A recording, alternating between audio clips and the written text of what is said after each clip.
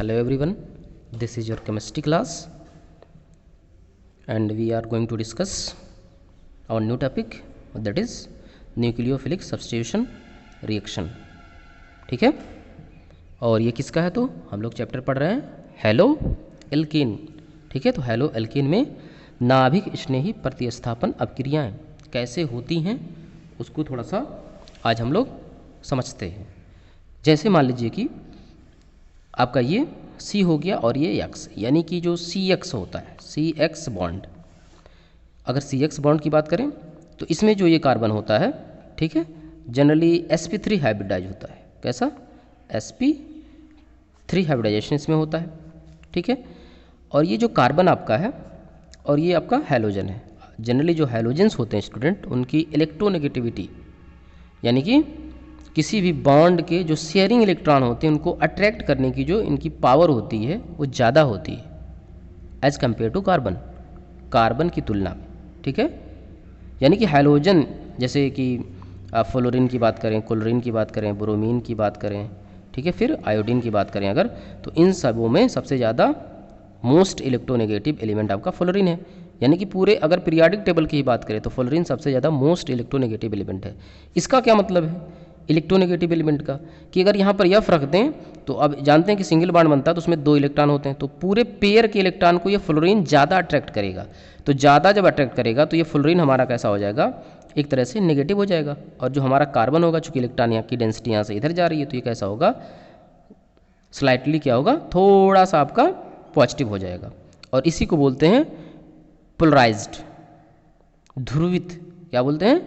थोड़ा सा ध्रुवित हो जाता है। तो यहाँ पर इस तरह से जो CX बॉन्ड होता है उसमें X हमारा जो ये आपका हैलोजन होता है ज़्यादा विद्युत ऋणात्मकता वाला होता है, यानी कार्बन से इसकी विद्युत ऋणात्मकता इलेक्ट्रोनेगेटिविटी ज़्यादा होती है। तो शेयरिंग पेयर इलेक्ट्रॉन को क्या करेगा, ये ज़्यादा खींचता है, तो ये नेगेटिव हो जाएगा और ये क्या हो जाएगा, सिंपली पॉजिटिव हो जाएगा। अब न्यूक्लियोफाइल क्या होते हैं? Nucleophile student negatively charge species होते हैं जिनके ऊपर नेगेटिव चार्ज होता है। ऐसे बहुत सारे स्पेसीज जिनके ऊपर नेगेटिव चार्ज हो उसे हम लोग क्या बोलते हैं, सिंपली न्यूक्लियोफाइल बोलते हैं। जैसे मान लो कि SO4-2 एक तरह से ये भी एक न्यूक्लियोफाइल है। ठीक है, Cl- ये भी एक तरह से न्यूक्लियोफाइल हो जाएगा।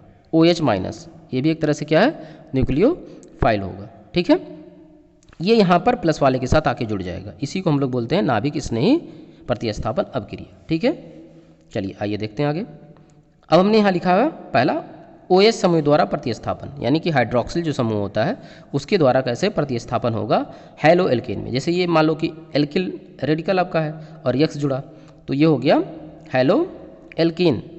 R का मतलब होता है एल्किल, CnH2n प्लस में 1।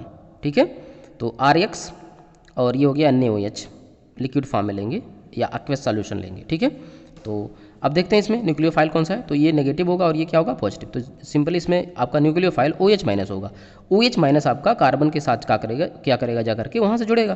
तो ठीक है, ये अटैक करेगा इसके ऊपर, यहाँ जुड़ जाएगा और Na और Cl को बाहर निकाल देंगे। एक तरह से अगर इसमें देखें हम RX, OH इसके साथ जुड़ेगा कार्बन के साथ, तो ROH हो जाएगा, यानी कि अल्कोहल का फॉर्मेशन हो जाएगा और ये NaX क्या हो जाएगा, बाहर चला जाएगा।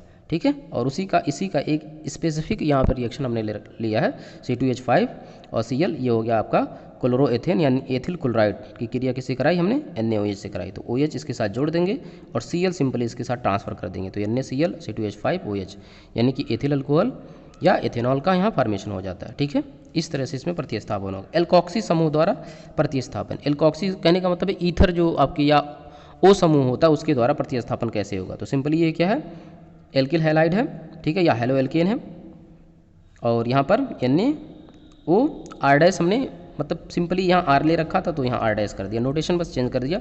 दोनों जगह ये सेम चीज़ हो सकती है, कोई दिक्कत की बात उसमें नहीं है।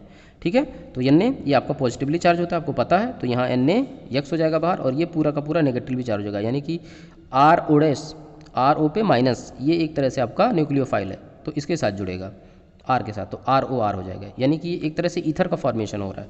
ठीक है, एल्कोक्सी समूह द्वारा प्रतिस्थापन कराएंगे अगर किसका, हेलो एल्केन का, तो ईथर बनेगा और OH के द्वारा अगर प्रतिस्थापन कराएंगे तो अल्कोहल बनेगा। कहाँ से, हेलो एल्केन से। ठीक है, हेलो एल्केन से।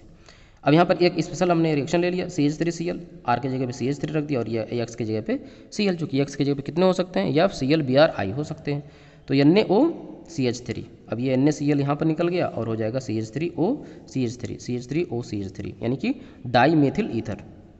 2 बार है तो डाई और मेथिल है और O का मतलब होता है आपका ईथर, तो डाई मेथिल ईथर हो जाएगा। इस तरह से साइनो समूह के द्वारा अगर हम प्रतिस्थापन कराते हैं, यानी कि CN समूह, CN को क्या बोलते हैं, एक तरह से साइनो, CN पे -1 होता है, ठीक है। RX हो जाएगा और KCN पोटेशियम साइनाइड हमने ले लिया, KX हो जाएगा यहाँ पर इस तरह से, और R के साथ CN जोड़ देंगे तो क्या हो जाएगा RCN, एल्किल साइनाइड का यहाँ पर फॉर्मेशन हो जाता है। एक स्पेशल रिएक्शन इसमें भी नोट कर लीजिए, CH3 और Cl और ये क्या है KCN, तो यहाँ पर K अगर इसके साथ जोड़ दें तो KCl सिंपली, और CN इसके साथ जोड़ दें तो CH3CN, यानी कि यहाँ पर आपको अल्कोहल लेना पड़ेगा। सिंपली हमने OH लिख दिया है तो यहाँ अल्कोहल एक तरह से कैटलिस्ट के फॉर्म में होना चाहिए, तो CH3CN यानी कि मेथिल साइनाइड का फॉर्मेशन होगा और एक तरह से KCl क्या हो जाएगा, बाहर चला जाएगा।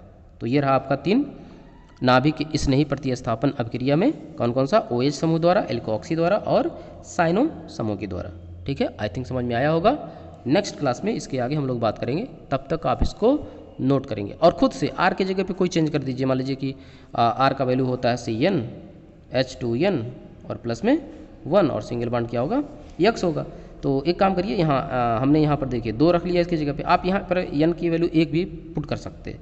1 पुट करेंगे तो CH3 आपको मिल जाएगा, CH3X। 2 यहाँ हमने ले लिया, 3 लीजिए, 4 लीजिए और 5 लीजिए, इस तरह से रिएक्शन करते जाइए, ठीक है। Okay bye.